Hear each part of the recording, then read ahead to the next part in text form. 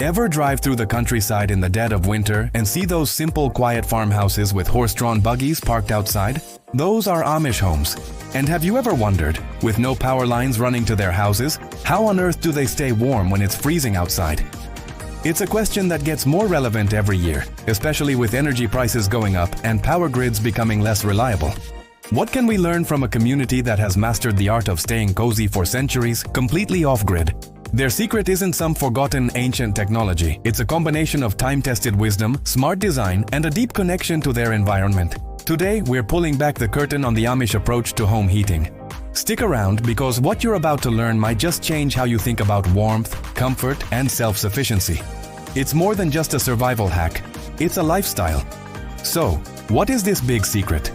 Well, the heart of the Amish home in winter is, without a doubt, the wood stove. But this isn't just any old fireplace. They use highly efficient modern wood-burning stoves that are the central hub of the house. These aren't the smoky, open fireplaces you see in old movies.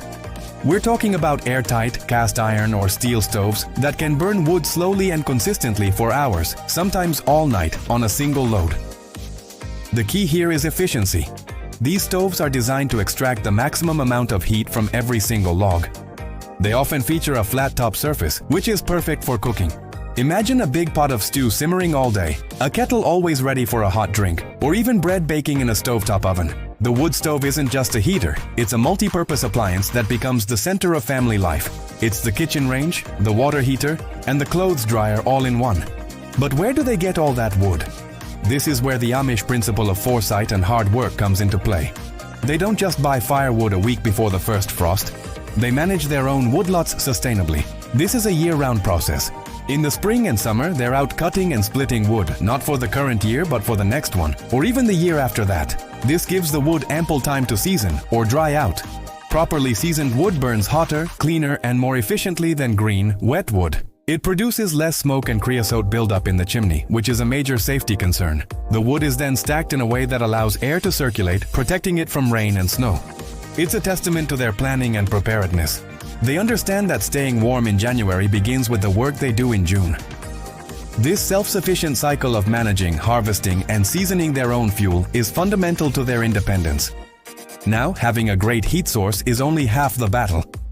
If your house is drafty and poorly insulated, all that wonderful heat from the wood stove will just escape. The Amish understand this deeply. While their homes might look simple from the outside, they are built with thermal efficiency in mind. Let's talk about insulation. They use modern insulation materials just like anyone else would in a new construction. They are incredibly meticulous about sealing up every crack and gap. Windows are a major source of heat loss, so they often use high-quality double or even triple pane windows. They also use heavy drapes or insulated curtains, which they draw at night to create an extra barrier against the cold glass. Think of it like putting a blanket over your windows. It's a simple, low-tech solution that makes a huge difference. They also pay close attention to the home's orientation. Whenever possible, houses are built to take advantage of passive solar heating. This brings us to one of the most brilliant and often overlooked aspects of their strategy: passive heat. This is the art of heating your home using the sun's energy, for free. Amish homes are often designed with more windows on the south-facing side. During the day, the low winter sun streams through these windows, warming the floors and walls inside. These materials, especially if they are dark-colored tiles or stone, act as a thermal mass. They absorb the sun's heat during the day and then slowly release it back into the home throughout the evening, long after the sun has set. To prevent overheating in the summer when the sun is higher in the sky, they might have a carefully calculated roof overhang or plant deciduous trees on the south side. These trees provide shade in the summer but lose their leaves in the fall, allowing the winter sun to shine through.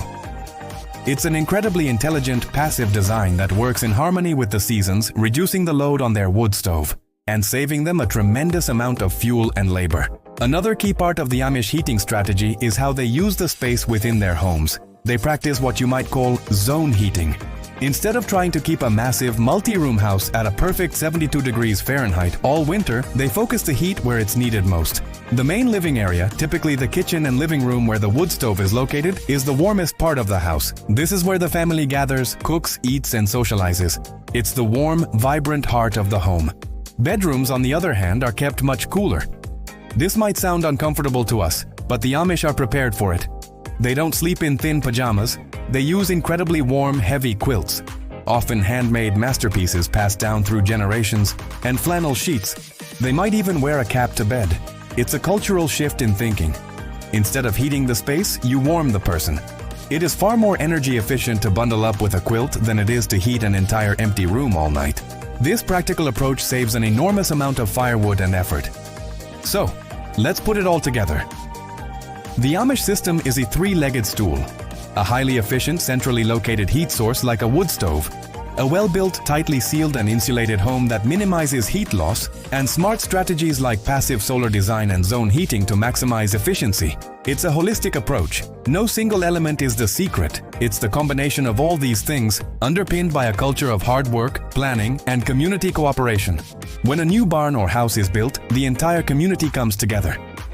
This shared knowledge of how to build an efficient home is passed down from one generation to the next. They aren't relying on a single, fragile point of failure like the power grid. Their system is robust, resilient, and completely within their own control. They are the producers, managers, and consumers of their own energy.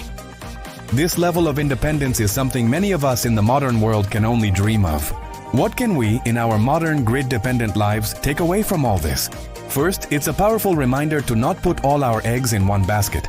Relying solely on a single source of heat that depends on a complex external infrastructure can leave us vulnerable.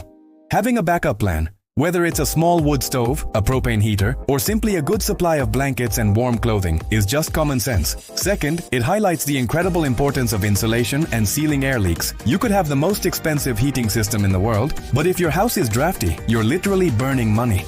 A weekend spent weather stripping doors and caulking windows can have a bigger impact on your heating bill and comfort than you might think. We can all be more mindful of passive solar energy. Open your curtains on sunny winter days. Let that free heat in. Finally, the Amish lifestyle makes us question our own definition of comfort. Have we become so accustomed to centrally heated homes that we've lost our resilience? The idea of putting on a sweater instead of turning up the thermostat or using a heavy blanket at night seems almost revolutionary today, but it's how humanity has lived for most of its history. Reflecting on the Amish way of life isn't about suggesting we all abandon electricity and move to a farm. It's about appreciating the wisdom in their self-sufficiency, their preparedness, and their deep understanding of the natural world. It encourages us to be a little more resourceful, a little more mindful, and a little less dependent on systems we can't control. Their secret to staying warm is less about a specific technology and more about a mindset of resilience and thoughtful living. Thank you so much for joining me on this journey into the heart of the Amish winter. It's truly inspiring to see how a community can thrive with such simplicity and ingenuity. If you found this interesting and want to explore more ideas about self-sufficiency and timeless wisdom, please hit that like button and consider subscribing to the channel. It really helps us create more content like this. We'd also love to hear your thoughts in the comments below. Do you have any off-grid heating tips of your own? Until next time, stay curious and stay prepared.